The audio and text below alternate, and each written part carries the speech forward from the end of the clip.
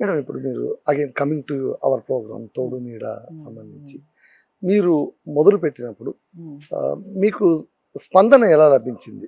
అంటే మీరు ఈ కార్యక్రమం అనుకున్నారు, అవును, ఎలాగ వన్ మ్యాన్ ఆర్మీ లాగా మొదలు వన్ ఉమెన్ ఆర్మీ లాగా అంతే. ప్రారంభించారా అవును. లేదా ప్రారంభంలోనే మీతో పాటు నలుగురు కలిసి అడుగులు వేసారా? లేదండి, అది నేను మొట్టమొదట ప్రారంభించినప్పుడు హెల్పేజ్ ఇండియాలో రాజేష్ అనే ఎప్పుడు కుర్రవాడు ఎప్పుడు స్టార్ట్ చేశారు మనం?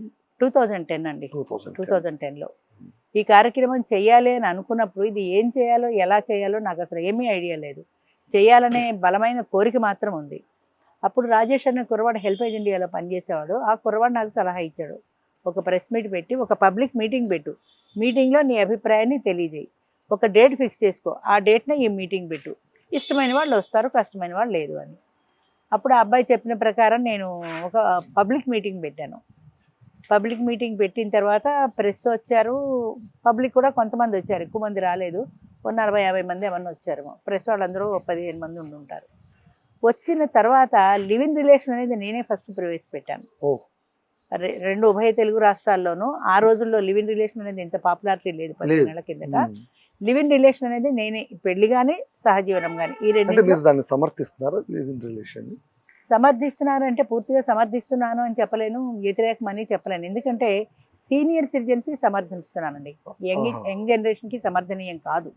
ఎందుకంటే 25-30 ఏళ్ల వయసులో వీళ్ళు లివ్ ఇన్ రిలేషన్లో ఉంటే కర్మంజాలక ప్రెగ్నెన్సీ వస్తే ఆ పిల్లలు ఏమైపోతారు? అంతే కదా. మళ్ళీ దానికోసం హాస్పిటల్కి వెళ్ళాలి, అబార్షన్లు. ఎక్కడో టీవీ ఛానల్లోనే చూశాను, 15, 25, 30, 15-30 మధ్య వయసులో అబార్షన్లకు ఎక్కువ మంది వస్తున్నారు. ఆ ఏజ్ అలాంటిది కదా. అంటే ఏదో లివ్ ఇన్ రిలేషన్ అనో ఇంకోటనో ఫ్రెండ్స్తో తిరుగుతారు, ప్రెగ్నెన్సీ వస్తుంది, అది అక్కడి నుంచి అబార్షన్కి వస్తారు, అక్రమ సంతానం కాబట్టి. అంచేత ఆ వయసులో లివ్ ఇన్ రిలేషన్ సమర్థనీయం కాదు. 50 తర్వాత లివ్ ఇన్ రిలేషన్ ఎందుకంటే, ఒకటి వీళ్ళకి పిల్లలు పుట్టే అవకాశం లేదు, మెనోపాజ్ స్టేజ్ దాటిపోయారు కాబట్టి, పిల్లల బాదరబందీలు లేవు. ఈ వయసులో ఇద్దరు ఇష్టమైతే కలిసి ఉంటారు, కష్టమైతే విడిపోతారు. కోర్టు విడాకులు ఈ బాదరబందీలు లేకుండా ఒక అనుభవం, ఒక ట్రైల్ వేస్తున్నారు, కుదిరితే సక్సెస్ అవుతే కుదురుతుందని. ఇంతవరకు దాదాపు 12-13 ఏళ్ళు అయి పెళ్ళై మా దాంట్లో ఇంకా కంటిన్యూ అవుతున్న వాళ్ళు ఉన్నారు, అదే లివ్ ఇన్ రిలేషన్లో కూడా. అంచేత వీళ్ళకి ఎక్కువ వెసులుబాటు కానీ యంగ్స్టర్స్కి వెసులుబాటు కాదు. లివ్ ఇన్ రిలేషన్ అనేది సీనియర్ సిటిజన్స్కి అవసరం, ఎందుకంటే సింగిల్గా ఉన్న వ్యక్తికి ఒక తోడు అవసరం, ఆ ఇద్దరు సింగిల్స్ కలిసి ఉండడం అవసరం. అది 60-70 ఏళ్ళు వచ్చి వాళ్ళు మళ్ళీ శాస్త్రోక్తంగా పెళ్ళి అంటే సొసైటీ పరిహసిస్తుంది, అయిన వాళ్ళు ఒప్పుకోరు, వాళ్ళు చాలామంది ఒప్పుకోరు. అయితే లివ్ ఇన్ రిలేషన్ మాత్రం ఒప్పుకుంటారా అంటే, పిల్లల్లో కూడా ఎలా ఉంటుందంటే, ఓన్లీ మనకి ఎందుకు వచ్చిన గొడవ, వాళ్ళు చూసుకుంటారు కదా, మనకి బాధ్యత లేదు కదా అని కొంతమంది పిల్లలు ఒప్పుకుంటారు కూడా. వాళ్ళ బాధ్యత కాస్త తగ్గుతుంది కదా. నిజంగా కూడా ఒక మనిషి ఉందంటే వాళ్ళకి బాధ్యత తగ్గుతుంది కదా. అందుకని ఏదో మీ ఏడుపు మీరు ఏడవండి అంటారు. ఇంకోటి ఏంటంటే, లివ్ ఇన్ రిలేషన్లో ఆయన ప్రాపర్టీ మీద కానీ ఆవిడ ప్రాపర్టీ మీద కానీ ఒకరికొకరికి ఎలాంటి హక్కులు లేవు, ఎవరికి ఎలాంటి హక్కులు లేవు. ఇష్టమైతే ఫ్రెండ్లీగా కలిసి ఉంటారు, కష్టమైతే విడిపోతారు, అంతే. కొన్నాళ్ళు ఫుడ్ షెల్టర్ బాధ్యత అయింది, వద్దంటే వెళ్ళిపోతుంది, అంత ఈజీగా ఉంది. కాబట్టి అసలు ఆశ్చర్యం ఏంటంటే, నేను మీటింగ్ పెట్టినప్పుడు మొట్టమొదట లివ్ ఇన్ రిలేషన్కి ఎక్కువ ప్రాధాన్యం ఇచ్చారు లేడీస్. ఎందుకు ఇచ్చారంటే, వాళ్ళు ఏం చెప్పారంటే, నా భర్త తాగుబోతూ తిరిగిపోతూ అర్ధరాత్రి 12కి 1 గంటకు వచ్చి నాకు చికెన్ వండుతావా మటన్ వండుతావా నన్ను కొట్టేవాడు, తిట్టేవాడు, బాగా తాగి చందనాలు ఆడేవాడు, వ్యసనపరుడు. ఆయన్ని నేనేం చేయలేకపోయాను, ఎందుకంటే మహా అయితే విడాకులు ఇవ్వగలదు, అంతకంటే ఏం చేయలేదు కదా. అంచేత ఇలాంటి బాధలు ఎందుకు పడాల్సి వచ్చిందంటే, నేను నీ మొగుడిని, నేను నా ఇష్టం వచ్చినట్టు నేను ఉంటాను, నువ్వు పడాల్సిందే, నువ్వు భరించాల్సిందే అన్నాడు. ఇప్పుడు నేను మళ్ళీ పెళ్లి చేసుకుని నా పిల్లకవాడి చేతిలో పెట్టి మళ్ళీ ఇదే భరించే పరిస్థితి నాకు లేదు.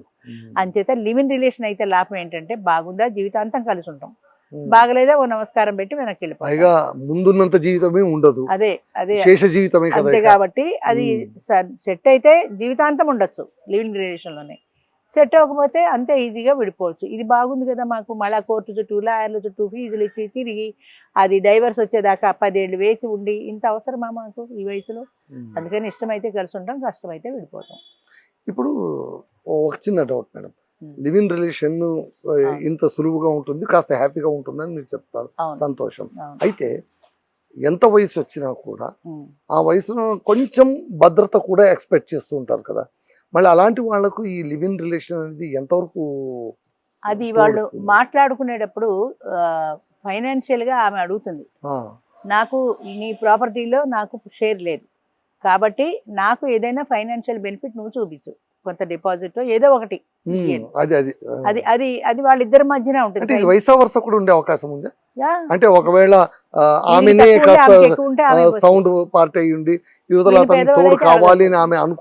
ఆమె అనుకున్నాం అంతే అంతే. When she become chooser, okay. అంటే ఎవరికి చూజర్ ఎవరైనా ఎవరో ఎవ- వాళ్ళు కాస్త అంతే, సపోర్టివ్ గా ఉండాలి. అంతే. అది వాళ్ళిద్దరూ మాట్లాడుకుంటారు. ఫైనాన్షియల్ విషయంలో మేము ఎంత మాత్రం కల్పించుకోము. ఓ ఎవరు ఇవ్వాలి, ఎంత ఇవ్వాలి, ఎలా ఇవ్వాలి అనేది అది వాళ్ళిద్దరికీ సంబంధించిన సమస్య. ఆయన ఒక ఇల్లు ఇస్తాననొచ్చు, 10 లక్షలు డిపాజిట్ చేస్తాననొచ్చు, లేదా ఏదో ఇందులో నీకు షేర్ ఇస్తానొచ్చు, అది వాళ్ళిద్దరే మాట్లాడుకుంటారు. మేము ఫైనాన్షియల్ విషయాల్లో కల్పించుకోము. ఎందుకంటే ఫైనాన్స్తో మాకు సంబంధం లేదు. పరిచయ వేదిక పెట్టడం ఒకటే. మీ ఇద్దరు కలిసి ఇష్టమైతే చేసుకోండి, లేకపోతే లేదు, అంతే. ఆ విధంగా వాళ్ళు అయితే ఆడవాళ్ళు కూడా తెలివి మీరారు. ఏంటంటే ఇప్పుడు ఈయన పెళ్లి చేసుకుంటాడు, పెళ్లి కాదు అదే లివింగ్ రిలేషన్ అంటాడు. 2 ఏళ్ళు 3 ఏళ్ళు వాడుకున్న తర్వాత నువ్వు నాకు అక్కర్లేదు పో అంటాడు. ఏదో తలాకిచ్చి పొమ్మన్నాడు. 2-3 ఏళ్ళు అయిపోయాక ఈవిడ పరిస్థితి ఏంటి? ఈవిడ 55 ఏళ్ళకి ఈయన దగ్గరికి వచ్చింది అనుకోండి, ఇంకా వయసు ఆవిడకి 60 వచ్చేస్తాయి. కష్టం కదా, మళ్ళీ మ్యారేజ్ చేసుకోవడం అనేది కష్టమే. లివింగ్ రిలేషన్ అసలు మా దాంట్లో అవకాశమే లేదు, ఒక్కసారే అవకాశం.